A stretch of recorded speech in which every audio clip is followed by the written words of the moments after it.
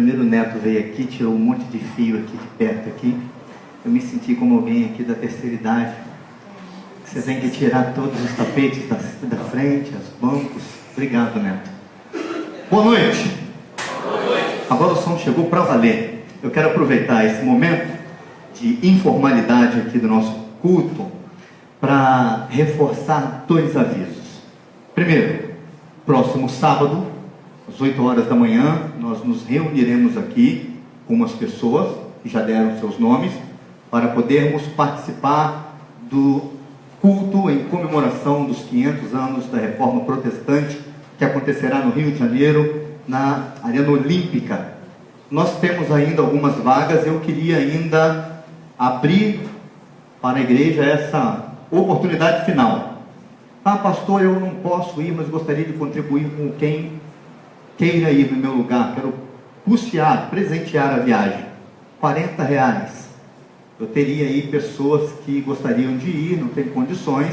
Se você quiser fazer isso, me procure ao final do culto. Se você não deu o seu nome ainda, por favor, não deixe de fazê-lo ainda, para podermos participar ali deste culto tão importante.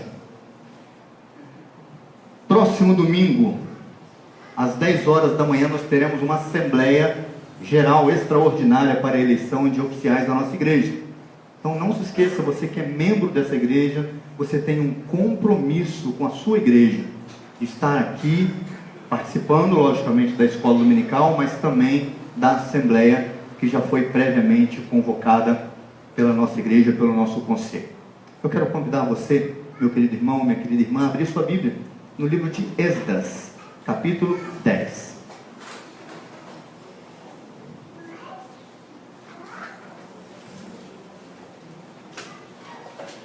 No domingo passado nós lemos Esdras capítulo 9. Lembrando que neste segundo semestre nós não estamos fazendo pregações em série, nós estamos fazendo sermões biográficos, pregando a respeito de personagens bíblicos, ou tendo personagens bíblicos como nosso parâmetro aqui de reflexão. Esse mês, Esdras e Neemias, aproveitando esse tempo de reformas.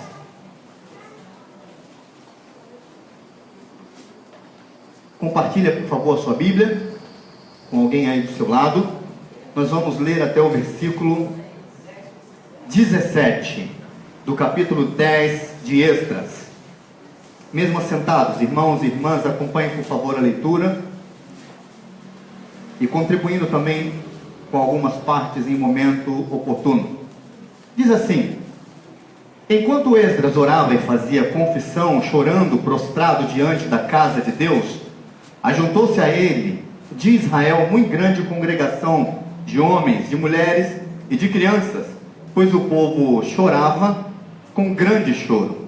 Então Secanias, filho de Jeiel, um dos filhos de Elão, tomou a palavra e disse a Esdras: nós temos transgredido contra o nosso Deus, casando com mulheres estrangeiras dos povos de outras terras, mas no tocante a isto, ainda há esperança para Israel.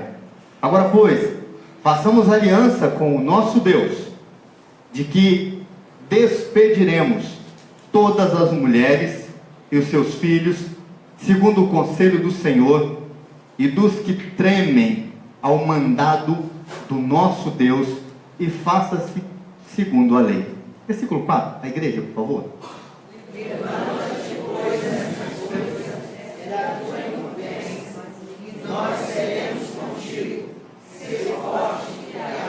Então Esdras se levantou e ajuramentou os principais sacerdotes e levitas e todo Israel, de que fariam segundo esta palavra, e eles juraram. Esdras se retirou de diante da casa de Deus e entrou na câmara de Joanã, filho de Eliasibe, e lá não comeu pão, nem bebeu água, porque pranteava por causa da transgressão dos que tinham voltado do exílio. Fez-se passar pregão por Judá e Jerusalém a todos os que vieram do exílio, que deviam ajuntar-se em Jerusalém. Versículo 8, a igreja. E Jerusalém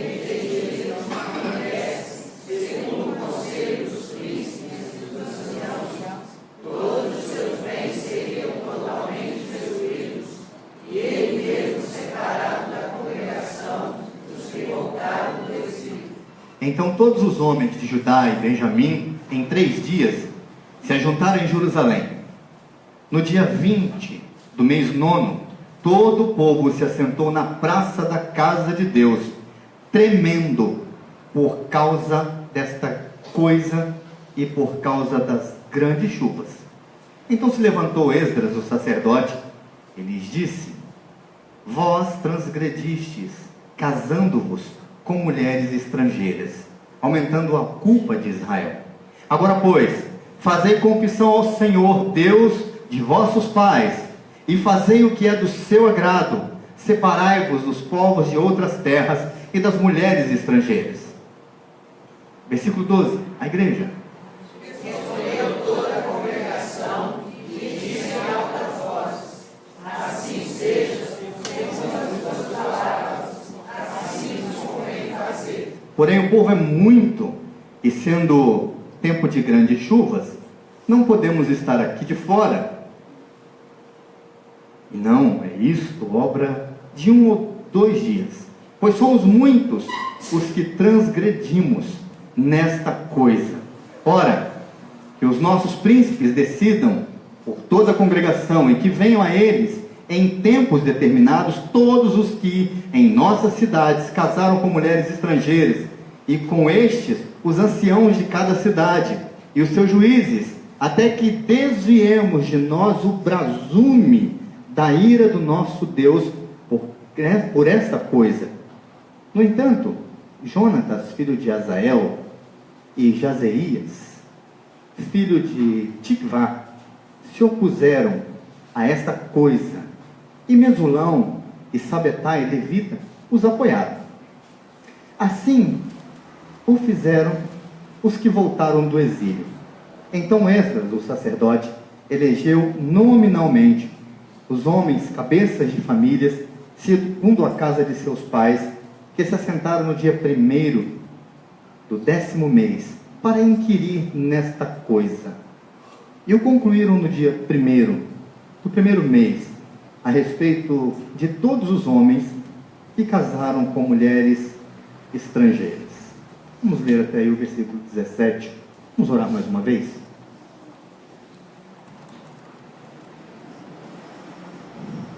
Eu queria pedir ao nosso irmão Jailson que nos dirija a Deus uma palavra de oração, clamando a Deus por esse momento de meditação também na palavra do Senhor. Vamos orar, queridos?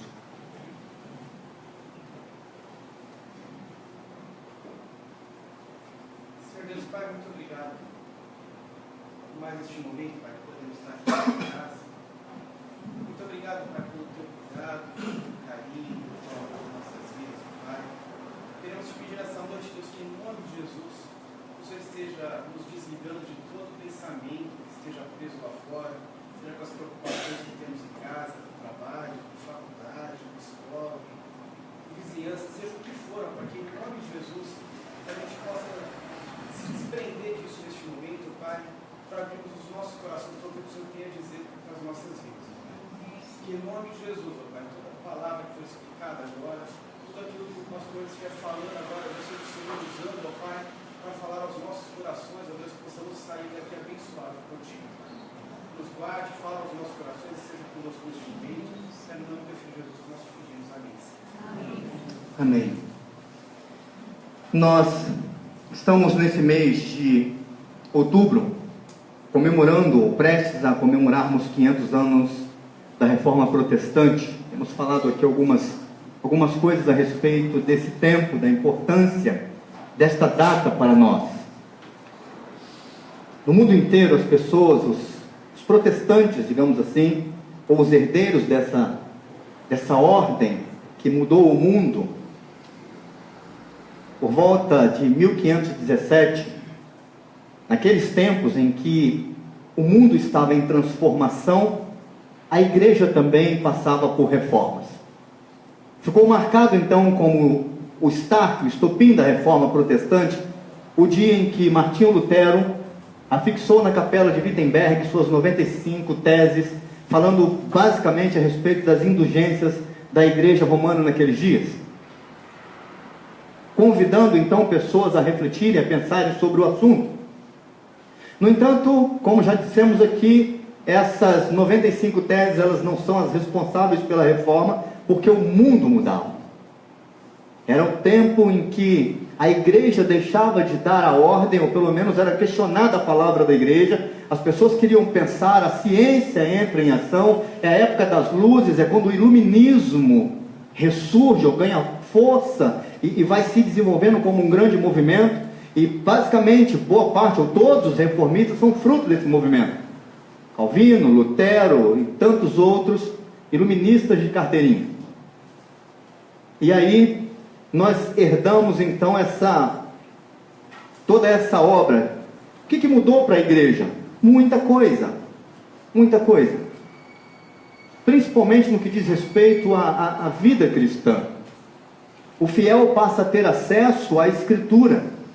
Ele passa a poder aprender a ler na sua casa, a ter a Bíblia. Isso muda muito. A vida cristã, o relacionamento com Deus se torna mais leve. Porque, principalmente financeiramente, ganha-se então o acesso ao trono da graça. Ou seja, nós temos o direito de falarmos com Deus, de pedir perdão pelos nossos pecados. Não precisa mesmo do sacerdote, não precisa de intervenção disso, para isso. E principalmente, isso não precisa ser pago. Embora nos nossos dias nós temos visto que cresce assustadoramente igrejas que se dizem evangélicas e ainda cobrando milagres e favores dos seus fiéis. Eu acredito que a reforma, não só protestante, mas a reforma sobre a qual nós temos pregado aqui, seja a reforma que ela necessariamente precisa acontecer todos os dias na vida da igreja e nas nossas vidas. Eu tenho ainda perguntado, que tipo de reforma nós precisamos? Qual é a reforma que eu e você precisamos hoje, nesses dias? E eu tenho dito que eu vou dizer que reforma é essa, no domingo que vem, embora eu tenha construído aqui esse pensamento, e você domingo que vem vai só falar assim, realmente, foi isso mesmo que o senhor disse até agora, todos os domingos, esse aí é o tipo de reforma que nós precisamos. Mas hoje nós vamos dar mais um passo, olhando aqui nessa história de Esdras, de um tempo muito precioso, para aquele que seria um dos grandes reformadores ou promotores de reforma nos tempos bíblicos. E o que é reforma no seu significado mais simples? Um retorno à forma original, voltar à forma, voltar a um padrão inicial. A reforma protestante do século XVI, ela propõe um retorno à Escritura. A igreja precisa de voltar para a Bíblia. A Bíblia é a sua fonte. A igreja precisa de resgatar e ter a Bíblia como sua fonte. Este é o pilar. Embora falemos aqui de só a fé, só a Escritura, só o Cristo, o que mais? Só a graça e a glória somente a Deus. São lá os 5 pontos. Mas a Escritura, o retorno à Escritura, ou seja, retirar toda a base da vida cristã da Escritura, esse retorno, é isso que a reforma propunha. Precisamos de voltar à fonte, de voltar à forma. Esdras faz exatamente a mesma coisa. Na semana passada a gente levantou aqui uma questão bem interessante a respeito do nome, né? É Esdras ou é Esdras? É Esdras? Não, é Esdras. Falaram comigo, pastor, uma hora o senhor falava Esdras, outra hora o senhor falava Esdras, e uma pessoa muito querida na porta da igreja falou assim, pastor, é Esdras, por causa do latim o som é aberto. Muito obrigado, semana que vem eu conserto isso. Ok? Acabada a dúvida. Tá bom? Pode falar Esdras, sem problema. Nós vimos na semana passada, volta aí a sua página para você dar uma olhadinha, só para você recapitular o capítulo 9. Esdras fica sabendo da condição do povo, fica sabendo que o povo, embora tenha voltado para sua casa, embora tenha retornado para as suas terras, eles estão completamente longe da vontade de Deus, porque eles se casaram com mulheres estrangeiras. Esdras fica sabendo disso no capítulo 9.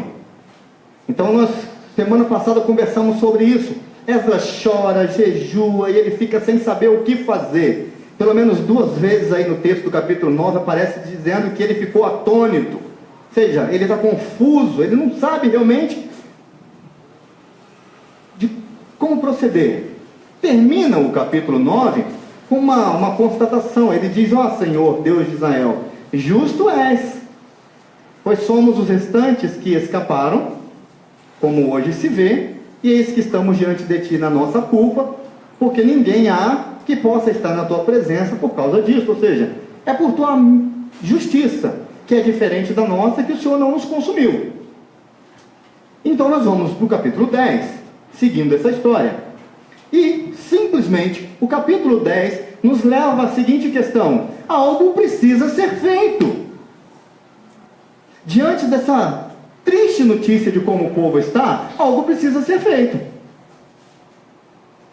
Curioso que o versículo 4 que vocês leram juntos, quando aqui o Secanias se levanta e toma a palavra e ele começa a discursar, concordando realmente com toda a situação que eles viviam, no versículo 4 ele fala assim: vamos lá, Esdras, levanta aí e age, porque esse negócio é responsabilidade sua.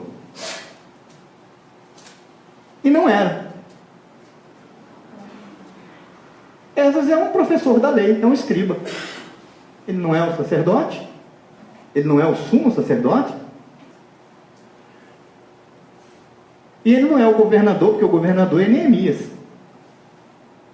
Mas olha que interessante o papel que ele desempenha nessa comunidade, como líder de um dos que retornaram para Jerusalém. Então o Secanias se vira para ele e fala assim: vamos, seja corajoso, faz aí o que precisa ser feito, nós vamos ser contigo.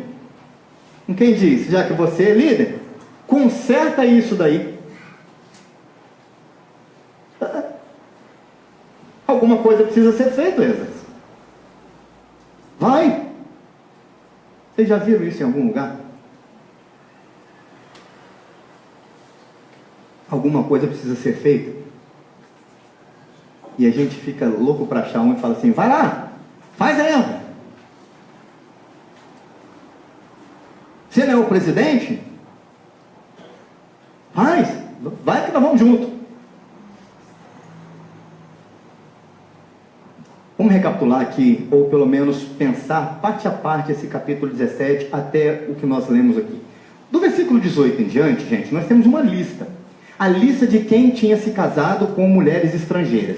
Aqui está a lista. Esse negócio foi tão sério que eles passaram mais de 3 meses reunindo, fazendo esse relatório em toda a nação de Israel, dos que retornaram para Jerusalém. Eles fazem agora um censo para descobrir quem tinha se casado com as mulheres estrangeiras. Aqui segue a lista, isso ficou registrado para sempre. Olha quantos anos nós temos depois desse dia, para que a gente pudesse ler aqui o nome dessa turma inteira. Então está aqui, ficou registrado, todo mundo ficou conhecido, nada escondido de ninguém. No entanto, quando eu fui ler esse texto para fechar esse sermão, eu creio que o Rogério, é até estranho ver o Rogério aqui na igreja, junto na hora do sermão, porque normalmente a gente se vê lá no Roma. Mas quando a gente senta para conversar sobre o texto, a gente, olha, esse texto fala sobre isso aqui. A mensagem central desse texto, a intenção desse autor é essa daqui. E o autor, quando ele escreveu esse texto, realmente ele tem algo a tratar. O problema aqui é o problema do casamento misto. Fato. O problema é esse. Mas ele fala sobre muitas coisas. Eu, quando preparo o sermão, eu utilizo um programa que me ajuda muito. Eu escolho o texto, coloco nesse programa. Esse programa me sugere qual é o assunto que esse texto está tratando. Facilita bem, né? Mole. Então, normalmente ele vai lá, me dá um assunto, 2 assuntos. Poxa, beleza, então, ok. 2 assuntos é fácil para a gente escolher, vamos escolher aqui. Quando eu coloquei esse texto lá, ele me sugeriu isso daqui. Esse texto fala sobre confissão, aliança, disciplina, divórcio, encorajamento, família. No que diz respeito à família, crianças. No que diz respeito à família, esposa, jejum e abstinência. Sobre Deus fala de ira, governo, política e identidade nacional. Pesar, culpa, santidade, esperança, lei, casamento, homens, oração, promessas, arrependimento, reverência, avivamento e tabernáculo. Falei, gente, só orando.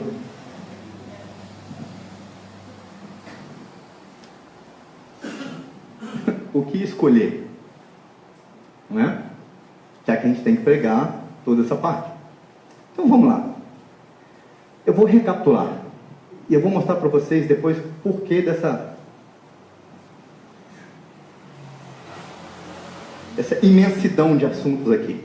Recapitulando o capítulo 10. Antes um pouquinho, a história de Esdras começa no capítulo 7, ok? Semana que vem eu não vou falar mais sobre Esdras, eu vou pregar sobre Neemias, o último sermão. Mas Esdras chega como um segundo grupo voltando do exílio, e ele, como seu especialista, ou como um especialista da lei, você sabe, o texto central do livro de Esdras, capítulo 7, versículo 10. Esdras se dispôs firmemente a buscar a lei do Senhor para a cumprir e a ensinar em Jerusalém. Okay? Então ele volta com um grupo, como esses textos aí, e com uma autoridade real para ensinar e implementar a lei de Deus. Está aí, voltou. Só que, seguindo, capítulo 8, na hora de juntar a turma para sair, o que o Esdras faz? Para e ora e jejua. E ele pede: Senhor, nos abençoe, proteja, dai-nos bom êxito na nossa viagem, na nossa jornada, diz o texto. Nós pedimos jornada feliz para nós, para nossos filhos e para tudo que nós temos. Então, eles oram, jejuam e eles realmente chegam no final da viagem muito bem, em segurança. Quando eles chegam, o que é feito? Celebração.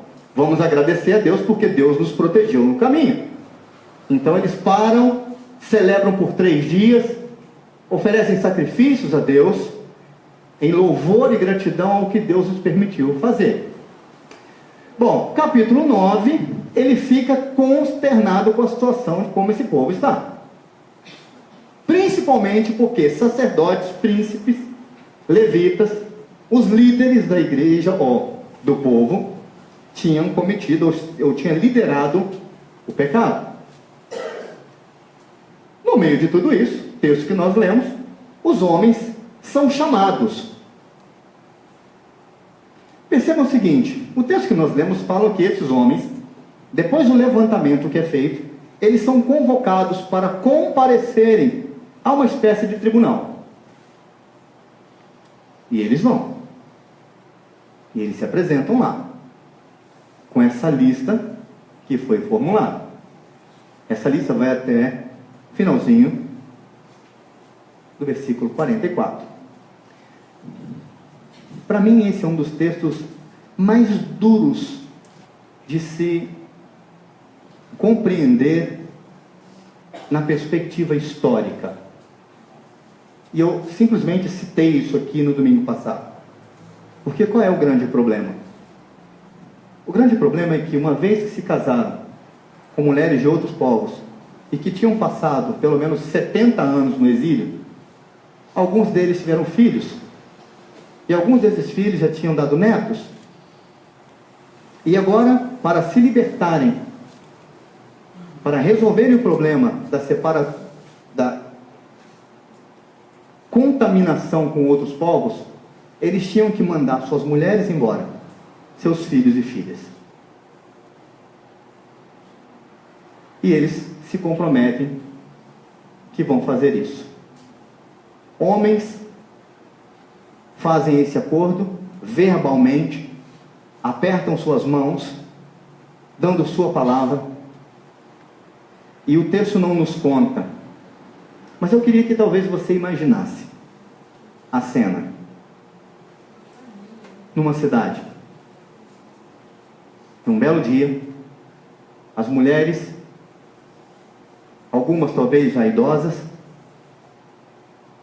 com suas roupas, suas bolsas, arrastando seus filhos pelas estradas empoeiradas de Jerusalém, chorando, filhos olhando para trás, despedindo dos pais, pais pelos muros de Jerusalém chorando por causa do pecado que tinham cometido.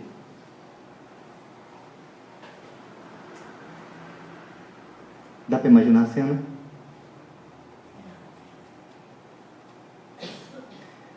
texto não nos conta, não nos ajuda a respeito disso, mas nós podemos pensar. E pensar no seguinte, queridos, quando há pecado dentro de casa, todo mundo vai chorar.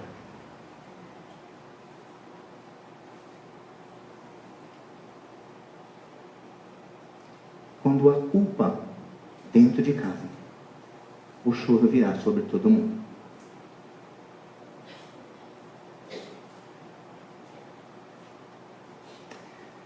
Talvez, realmente, a pergunta, ou o que se sobra disso é: alguma coisa precisa ser feita. Então vamos, com isso em mente, considerar duas coisas. A respeito dessa necessidade que o povo de Deus tinha, de Israel, tinha, como o povo de Deus, a serem fiéis a Deus. A primeira consideração que eu gostaria de fazer é que fica mais difícil ser santo em tempos de pressão.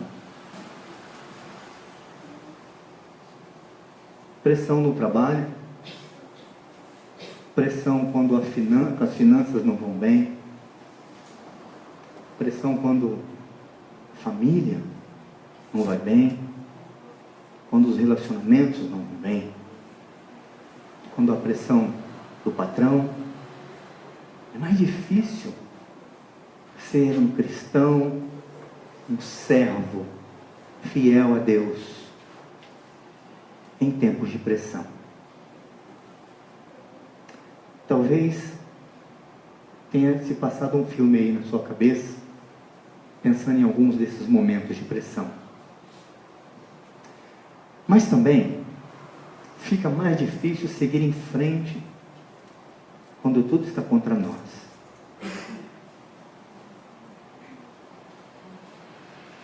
Eu fico pensando essas famílias que têm que se separar, conversando dentro de casa. Uma conversa entre marido e mulher.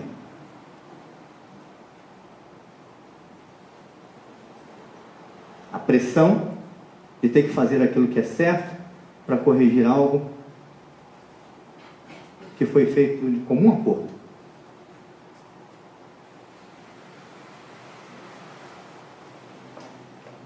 Pessoas que talvez se amassem. E aquela fala: mas não é justo, nós nos amamos.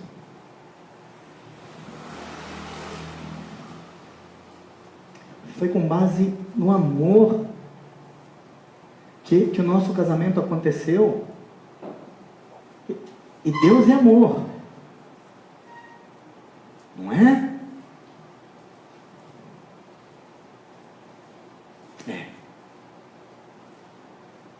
Bom, sendo assim, o que acontece aqui no texto então? Primeiro, a culpa é confessada publicamente.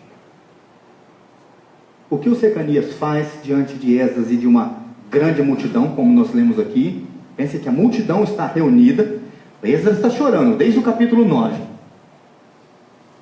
O que ele faz é mudar de lugar de choro.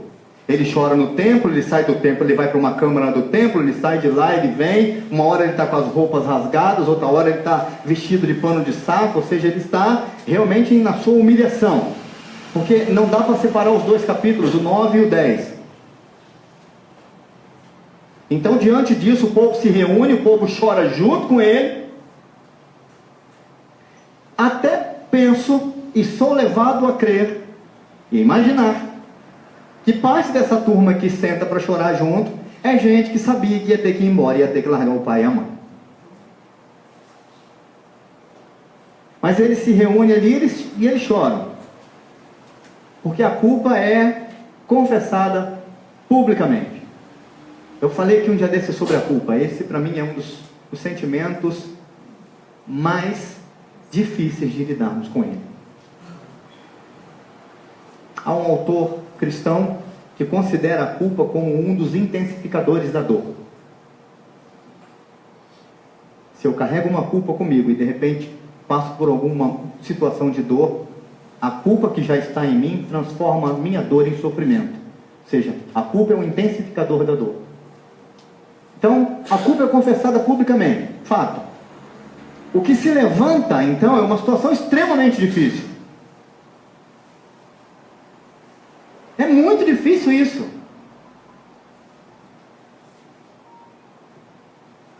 O texto no finalzinho diz, versículo 44, dá uma olhadinha. Todos estes haviam tomado mulheres estrangeiras, alguns dos quais tinham filhos dessas mulheres. Ou seja, nem todo mundo tinha filhos. Mas o fato é que tinha. Numa população de 40 mil pessoas ou mais,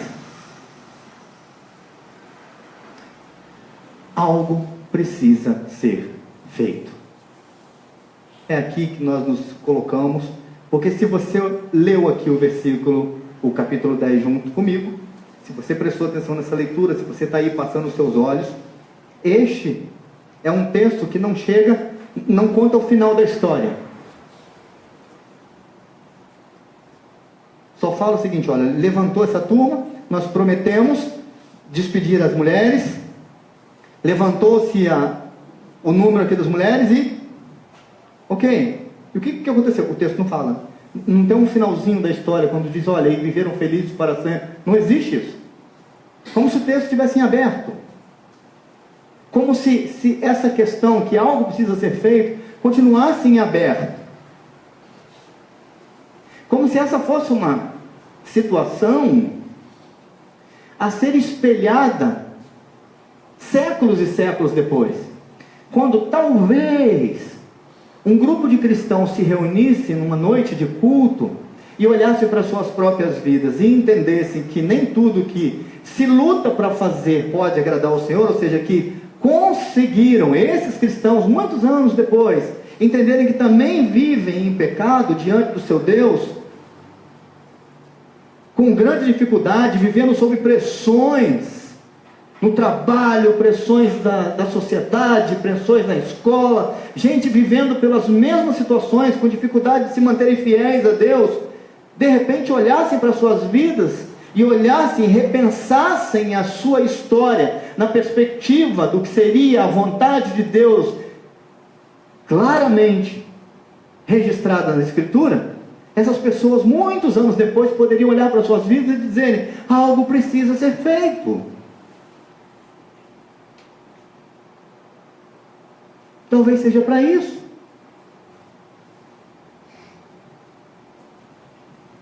Há um comentarista bíblico que, ao comentar esse texto, ele conta uma história muito curiosa. Ele disse o seguinte, ele diz assim, mais ou menos assim, é bem possível que quando Israel foi para o exílio, não tinha lá muitas mulheres. Israel, quando vai, era uma grande nação. Não tinha mulher para todo mundo. 70 anos vivendo lá, para dar continuidade ao povo de Israel, para que o povo não fosse destruído e aniquilado, o que se faz? Vamos casar com essas mulheres mesmo. A intenção é ótima. Um comentarista bíblico defende isso, que muito provavelmente há por trás disso uma intenção positiva de perpetuar a nação de Israel. Embora isso não esteja no texto, eu trouxe uma lição aqui com base nessa explicação, porque eu acredito que possa nos ajudar nesses dias, onde também está em jogo a nossa relação com Deus. Ou seja, está em evidência, nós queremos melhorar isso. Eu tenho certeza que se existe algo em comum aqui, em todos nós que estamos aqui nessa noite, é o desejo firme de melhorar cada vez mais a nossa relação com Deus, não é? A intimidade com Deus, de prosseguir em continuar em conhecendo o Senhor, certeza disso. Ou seja, está em jogo isso, essa nossa relação com Deus. Então, pensando nessa possibilidade da boa intenção existente em Israel, eu queria considerar uma questão. A vida cristã, ela acontece dentro de 4 dimensões, pelo menos. E, por favor, eu não quero aqui dividir a vida cristã. Ao longo desses anos, eu sou nascido num lar evangélico e sempre ouvi falar, pessoas falarem, e também falei ao longo da minha vida a respeito, ou a seguinte frase: a minha vida cristã está bem, a minha vida profissional está mais ou menos. Ou a minha vida profissional está bem, a minha vida com Deus está mais ou menos. É como se a gente conseguisse separar os pedacinhos, não é isso? Não é? A gente fala isso. Ou já falamos. Isso é um equívoco. Mas passa muito perto disso. Então eu queria ajudar, reajustar essa frase dizendo que ao invés da vida cristã ser dividida em pedaços, em partes, eu queria dizer que ela acontece, que ela se desenvolve, pelo menos em 4 dimensões. E eu quero dar aqui, ou apresentar essa proposta das 4 dimensões. A primeira dimensão na qual eu acredito que a vida cristã se desenvolva, seja a adoração. É aquilo que tem a ver com a nossa espiritualidade, com o nosso culto, com a nossa relação com Deus, com a relação com a igreja. É isso aqui. É uma das dimensões da vida cristã. Tudo que diz respeito ao que acontece, principalmente a partir e através da igreja. É uma dimensão.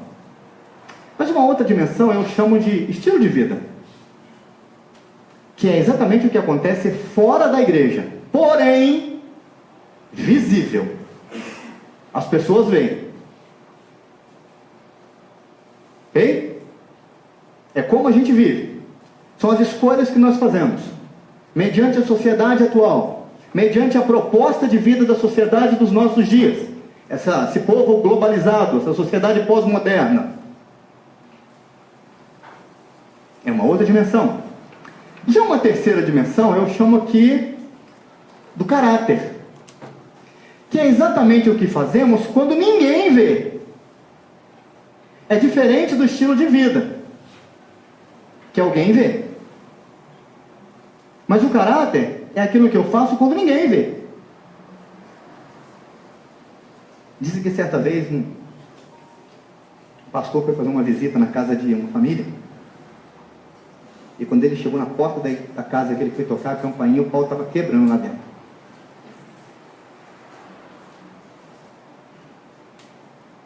Não necessariamente madeira, mas louça estava. E nomes, né? A Yane ouviu há pouco tempo e contou para mim, a gente morreu de rir, que dependendo da situação do casamento, do tempo, os bichinhos mudam de nome, não é? Os bichinhos crescem. No início do casamento é gatinho, passarinhozinho, né? Aí os bichos vão crescendo. Cachorro, né? Cavalo, anta. Conhece algum outro bicho aí? Burro. Vacas, dona Lene.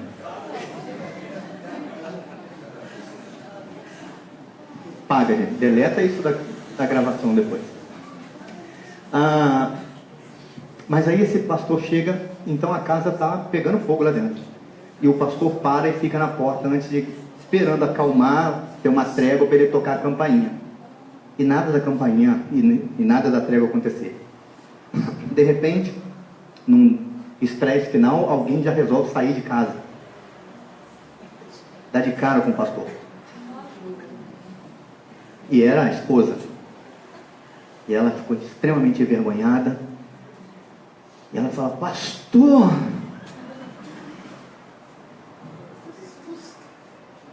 eu não sabia que o senhor estava aqui. Por isso a gente estava nessa discussão. E o pastor disse: pois é, minha querida, eu não estava. Mas Deus estava.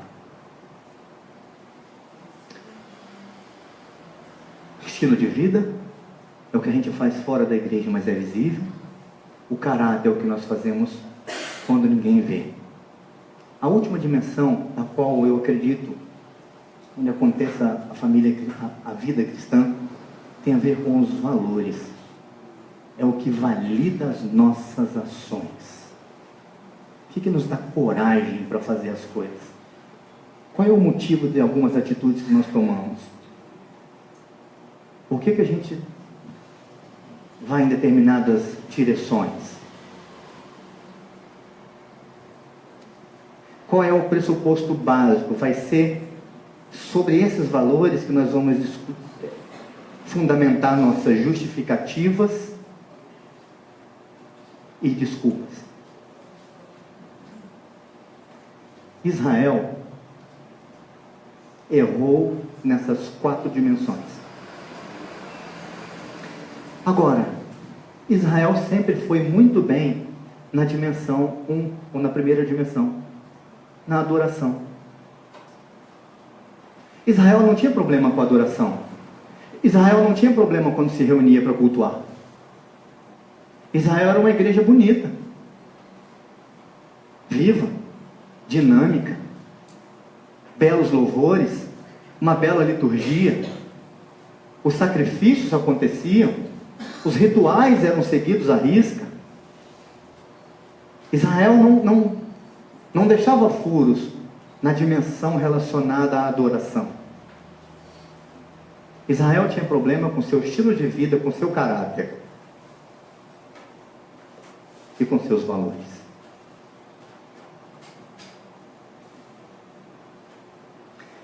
Qualquer uma das 4 dimensões, se ela for trabalhada sem o devido equilíbrio, a vida cristã estará manca.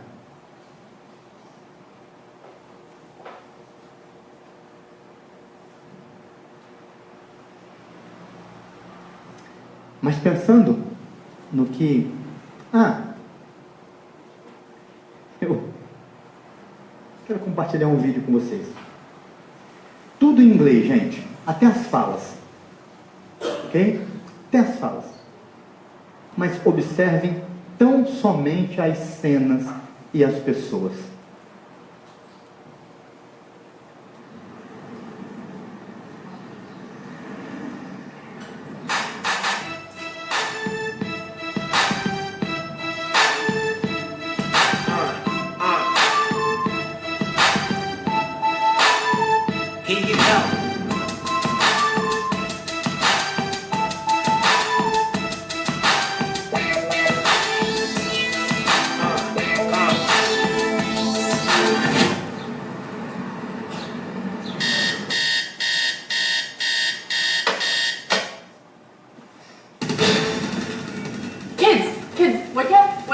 It's Sunday.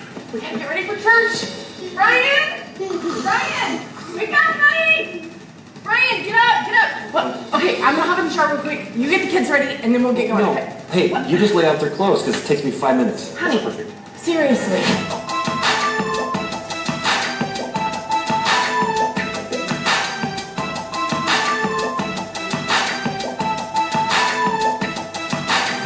Yeah. Well, we're already late for church. Hey, Brian. Just got dressed. Did you pick up my stuff from the dry cleaners? Ooh.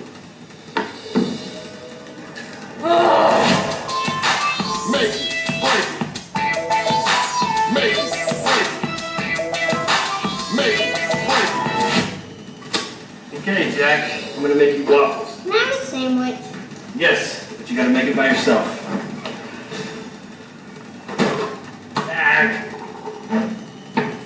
Okay. This is all I could find, and the zipper's broken. All right, I'll go grab a safety pin. I don't know high school!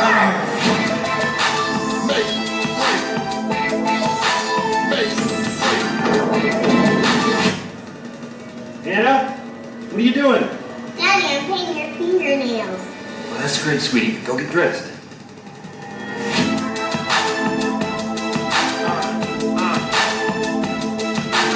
I need you to stay still. Okay, honey.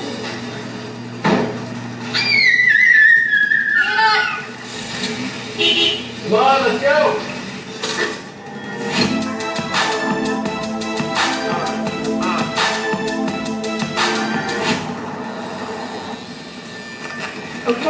Everybody needs to eat. Here you go. Here you go. Okay, here you go. I forgot my shoes. Honey, we gotta go back.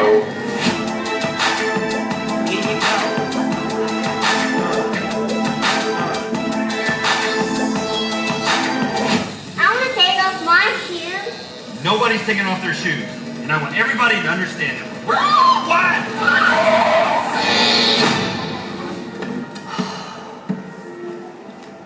We made it. Yep.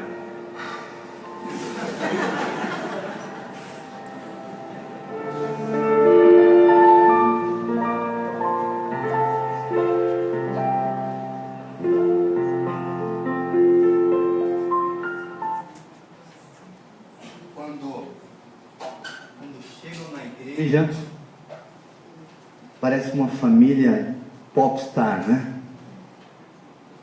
30 minutos antes do culto.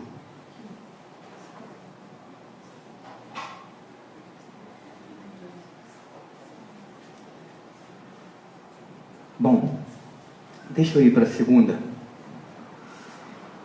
Está em jogo a nossa relação com Deus. Pensando no que o comentarista bíblico disse a respeito de Israel no exílio, quando aqueles homens procuram outras mulheres, talvez por não ter mulheres suficiente,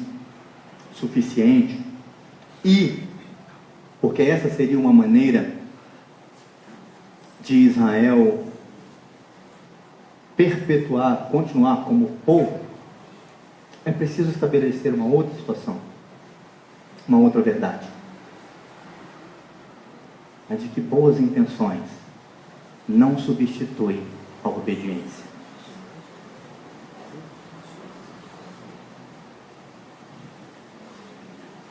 Boas intenções não substituem a obediência. Gente, é chuva. Graças a Deus. É chuva. Amém? Então se prepara aí, sentadinho no banco.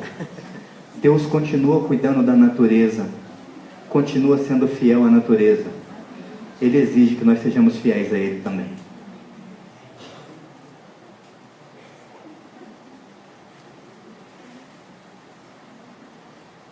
De que maneira? Bom, o povo de Deus é chamado para ser santo, gente.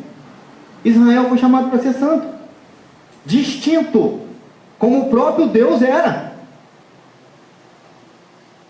Desde a época do Egito, Deus quer mostrar o que para Faraó?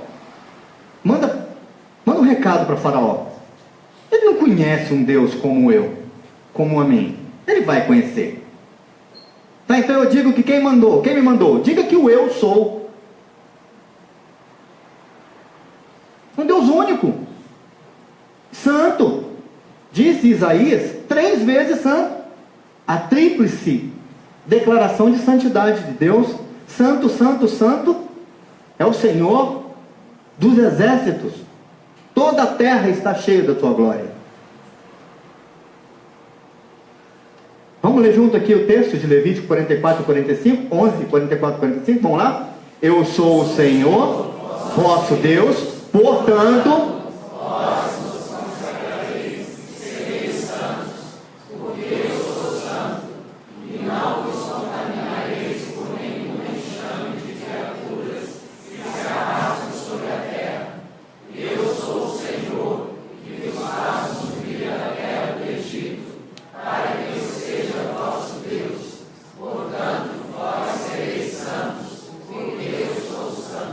é isso que Israel aprendeu desde o início. Essa é a regra do jogo.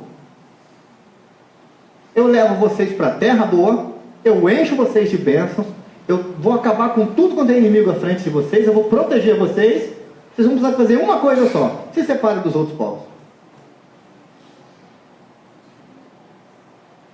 Então, boas intenções não substituem a obediência.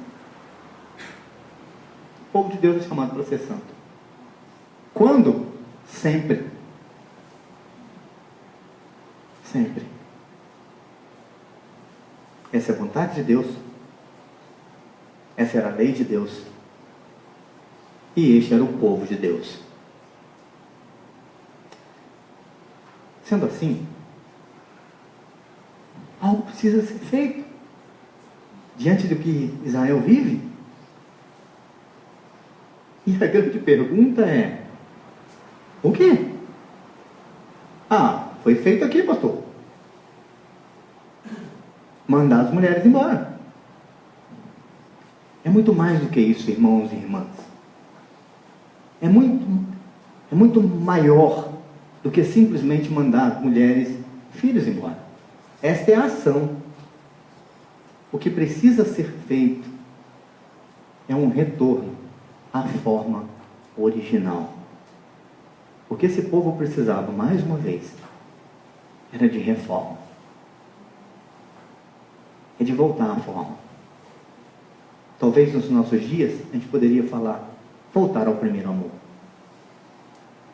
Voltar às primeiras obras. A grande questão é que isso continua sendo ainda muito difícil.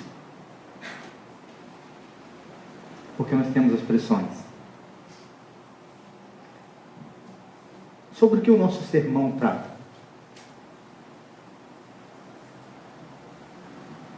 A questão que está em aberto em Israel. Algo precisa ser feito.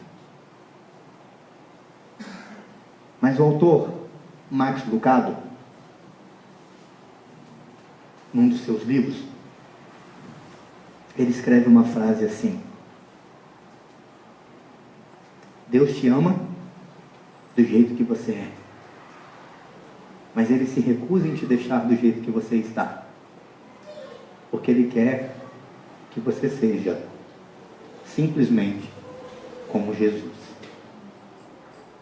Vou repetir: Deus te ama do jeito que você é, mas Ele se recusa em te deixar do jeito que você está. Ele quer que você seja simplesmente como Jesus. Queridos, quando a gente fala de retorno à forma original, eu não tenho dúvida que nós precisamos olhar para Jesus. Eu não tenho dúvidas que Jesus é o modelo, em todos os sentidos. Israel, ele faz aqui essa limpeza.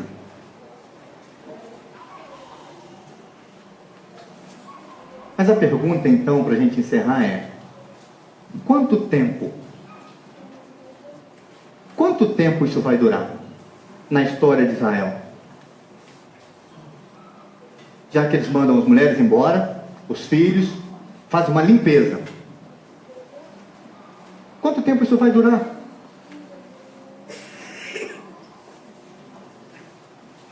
Quanto tempo é preciso para que o povo de Deus quebre mais uma vez a aliança com Deus? Quanto tempo é necessário para que o povo de Deus mais uma vez abra mão dos votos que fizeram para com Deus? Será que teria como a gente olhar para a história de Israel contínua e pensar assim: ok, até quando eles foram fiéis? Até quando eles cumpriram os votos que eles fizeram? Eu te respondo domingo que vem. Prometo para você. Domingo que vem eu vou te responder quanto tempo isso durou. Mas agora, eu queria te convidar para a gente orar.